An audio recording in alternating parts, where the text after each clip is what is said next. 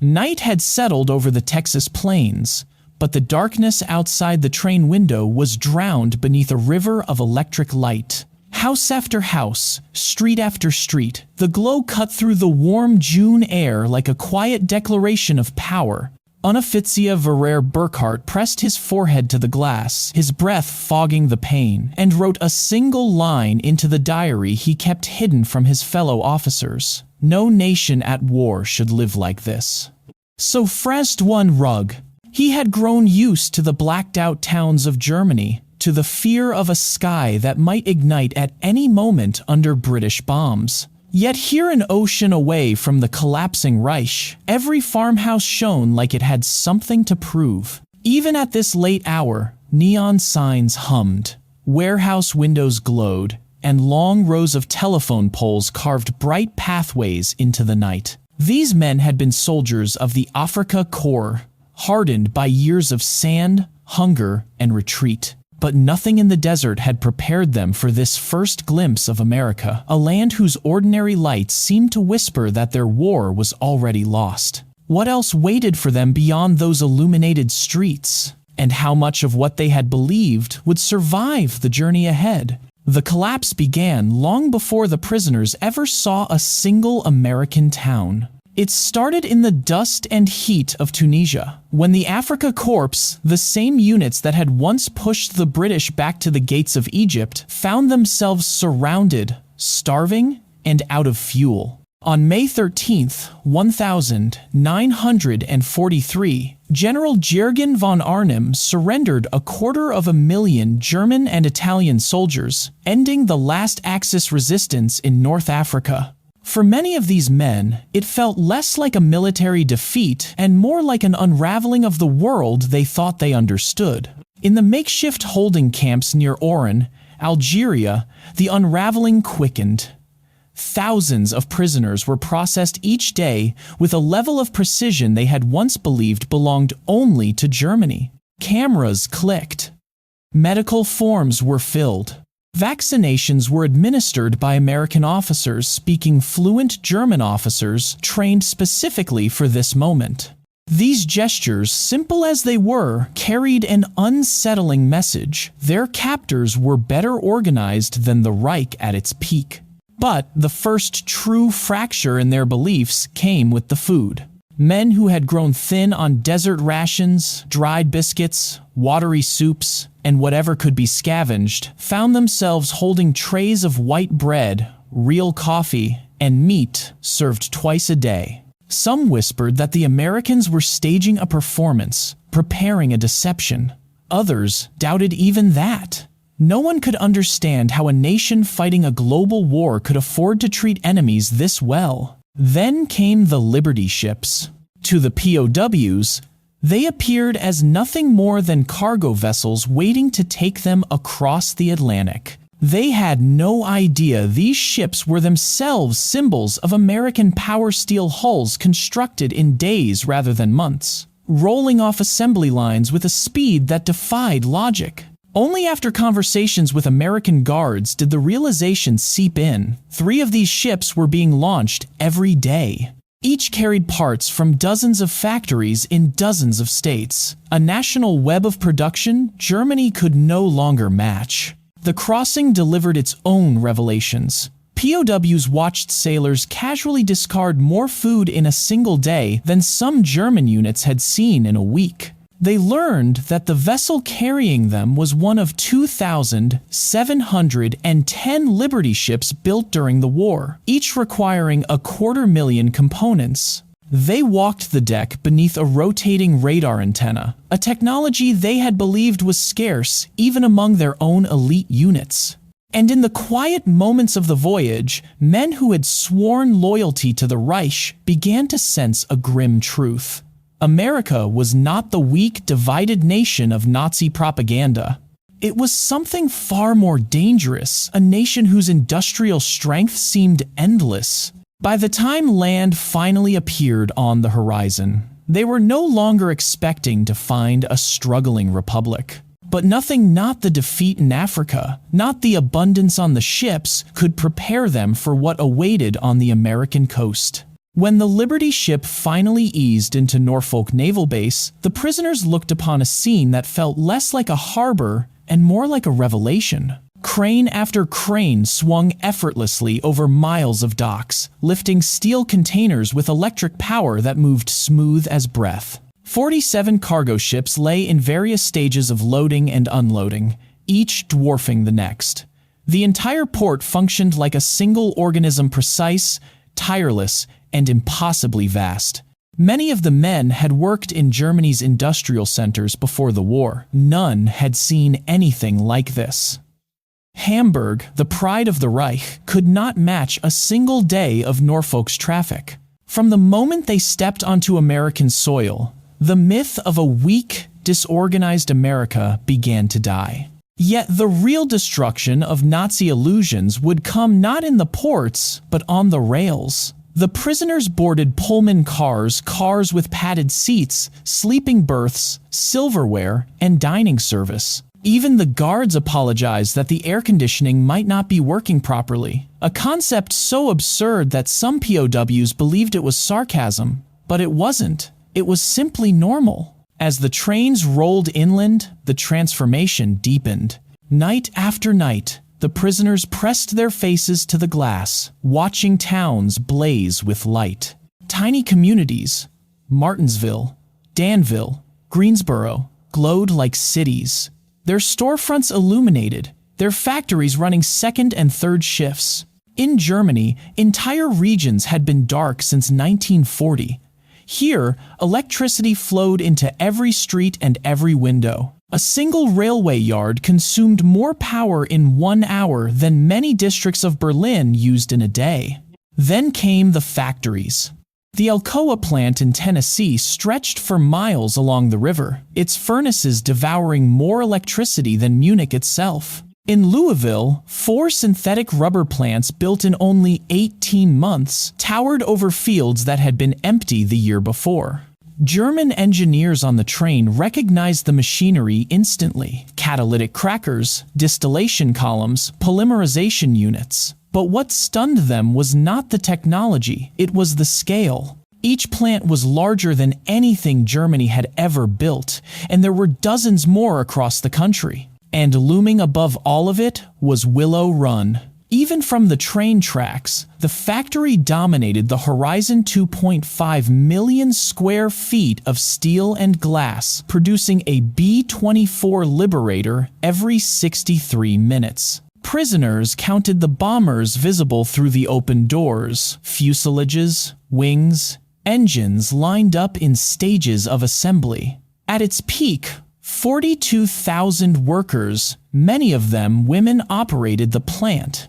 The Germans had been told American aircraft were inferior, built hastily by amateurs. Yet here, even through a brief passing view, they saw workmanship that contradicted every word of Nazi propaganda. These machines were not inferior. They were simply produced faster than anything Germany could imagine. The deeper the trains traveled into America, the clearer the truth became. They were moving through a nation mobilized not by coercion, but by capacity. Factories roared, rail lines pulsed, farms stretched to horizons that seemed unreal. This was not just industrial power, it was industrial confidence, the kind that could fight a war on 2 fronts without dimming a single light bulb. And as the POWs watched this world pass beyond the windows, a single thought settled over them. Germany had challenged a giant it never truly understood. The shock of American abundance did not end with the train ride. It deepened the moment the prisoners stepped through the gates of Camp Hearn in Texas, a facility built in 4 months, yet equipped with comforts that many German civilians had never known. Barracks held electric lights, flush toilets, steam heat, and hot showers. The camp hospital contained X-ray machines, surgical tools, and medicine that German doctors had not seen since 1941. When Dr. Darien 7, Friedrich Bauer, first examined the supply room, he paused at a box of penicillin, a drug so scarce in Germany that it had become the subject of rumor. Here, it was used freely, even for minor infections. even for prisoners. In the kitchens, the revelations were just as unsettling. Walk-in refrigerators hummed beside gas ranges large enough to feed 5,000 men. Automated mixers stirred dough while dishwashers cleaned stacks of trays in minutes. German cooks assigned to kitchen duty discovered that regulations required 10% overproduction for every meal to ensure no prisoner went hungry. The excess perfectly good bread, vegetables, meat was thrown away. Feldwebel Otto Krebs wept as he discarded loaves that would have fed his family for a week. By autumn 1943, the labor shortage across the United States brought prisoners out of the camps and into the American heartland. They rode trucks without blindfolds, passing through towns that looked impossibly prosperous. Homes with refrigerators and radios, shops full of goods, parking lots filled with cars. At Cotton Gins near Houston, a single machine processed more fiber in 1 hour than entire villages in Germany could handle in a month. In the fields of Nebraska, combines harvested wheat at a speed that felt unreal, one machine doing the work of 100 men. Farmers spoke casually of yields that would have seemed fantastical in Bavaria or Prussia. Factories revealed an even harsher truth. At the Campbell's soup plant in New Jersey, conveyors and automatic fillers performed the work of 50 German laborers under the watch of a single elderly woman sipping coffee. In Ohio, the blast furnaces of Republic Steel roared day and night, producing more steel in one plant than the entire Ruhr region at its wartime peak. And at the Higgins Boat Factory in New Orleans, prisoners watched women weld hulls and teenagers operate drilling machines, each shift producing landing craft by the hundreds. Everything the Nazis had declared impossible for democracies was happening in front of their eyes and happening efficiently. The psychological impact became impossible to hide. Major Paul Neuland's reports described ideological collapse syndrome, fanatical Nazis falling silent, loyalists questioning everything they had been told. The treatment of Italian prisoners after Italy's surrender deepened the fracture. Italians who cooperated with the Allies earned wages, ate in American restaurants, and enjoyed freedoms unthinkable in Germany. German soldiers watched, stunned, as former allies were treated with a dignity the Reich had never offered them. Then came Christmas. More than 500,000 care packages arrived from churches and civic groups, cigarettes, candy, toiletries, games sent to men who had tried to kill American sons months earlier. Choirs sang carols in German. Mothers from nearby towns baked cakes for the prisoners. The meal itself, turkey, ham, vegetables, pies, and ice cream, exceeded anything the men had eaten since before the war. Some grew ill from eating too quickly, unable to believe such abundance was ordinary. And yet, the final blow would not come from generosity, but from truth. In 1945, as American forces liberated the concentration camps, the footage was shown to German prisoners. Many refused to believe it at first, but the images, the testimony, the letters from home, all aligned.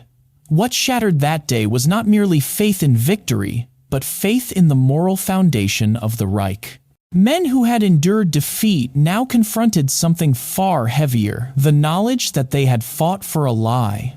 From the American perspective, the transformation of German prisoners was never an accident. It emerged from a deliberate philosophy, one that treated strength not as the ability to crush an enemy, but as the capacity to demonstrate a better way to live. The United States understood that industrial power alone could win battles, but only a combination of abundance and dignity could win minds. And in the crowded camps scattered across 45 states, that philosophy unfolded with quiet precision. At the center of this effort stood the Special Projects Division, a small but influential arm of the Provost Marshal General's office. Its mission was simple: allow German prisoners to see America for what it truly was. No forced indoctrination, no slogans, no punishments for dissent.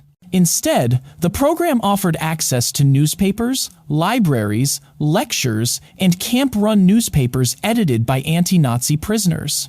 Education became the battlefield where democracy proved its resilience. Over time, discussions shifted from bitterness and denial to economics, constitutional government, and the possibilities of a Germany rebuilt on entirely different foundations. For American strategists, this shift had profound implications. A future Germany aligned with democratic principles was essential to post-war stability and essential to preventing another nationalist revival. By granting prisoners an unfiltered view of American industry and society, the United States aimed to plant the seeds of Reconstruction before the war had even ended. The approach contrasted sharply with the brutality of Nazi occupation policies, where the Reich ruled by fear. America ruled by example.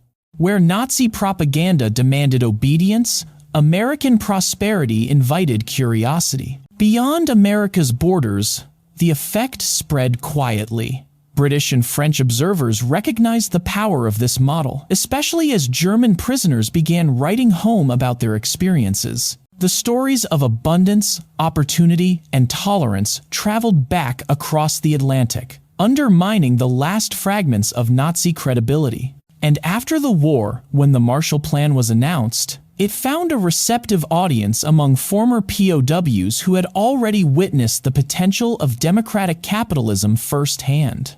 These prisoners would later help shape the institutions that defined post-war Europe: a unified Western alliance, a stable West German republic, and an economy rebuilt on efficiency rather than coercion. Their conversion, patient, voluntary, and grounded in lived reality, became one of the most subtle victories of the war. In the eyes of American planners, this was proof of something deeper, that the true strength of the United States lay not only in its production lines or military power, but in its ability to transform enemies into partners through the quiet force of its own example. In the end, the journey of the German prisoners of war became something far greater than a wartime footnote. It became a testament to the quiet power of a society confident enough to treat its enemies with dignity, wealthy enough to feed them generously, and strong enough to reveal its flaws without fear. What the prisoners witnessed across railways and farmlands, factories and camp libraries was a different kind of might. A civilian strength built not on conquest, but on creation. For men raised on the certainties of Nazi ideology, this revelation reshaped everything. They saw that prosperity did not require oppression, that unity did not require fear, that freedom, when paired with opportunity, could produce more steel, more food, more innovation, and more hope than any authoritarian dream. Some understood this truth in the glow of American cities that never dimmed. Others grasped it in the quiet of camp classrooms, where professors taught physics and history to men who had once marched under the swastika. And for many, the moment came in a simple act of kindness, an American church sending Christmas gifts to strangers who had fought on the wrong side of history. When these men returned to Germany, they carried more than memories.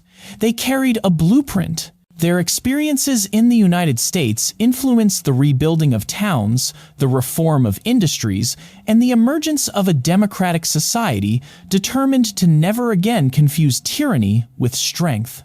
The economic miracle that followed was not born from American aid alone, but from the lessons absorbed in those camps: efficiency, fairness, innovation, and the belief that the dignity of ordinary people is the foundation of national power. Today, their story echoes as a reminder that the most enduring victories are not won on battlefields, but in minds and hearts. That abundance can be more persuasive than ideology. And that humanity, even in war, can reshape the future in ways no weapon ever could. So, as we reflect on this extraordinary transformation from captured soldiers to architects of a new Germany, we are left with a question that reaches far beyond World War II. What kind of world becomes possible when strength is used not to dominate, but to inspire? If you have thoughts on this journey, or if it reminds you of a story from your own family's wartime past, share it below. History lives on through the voices that remember it.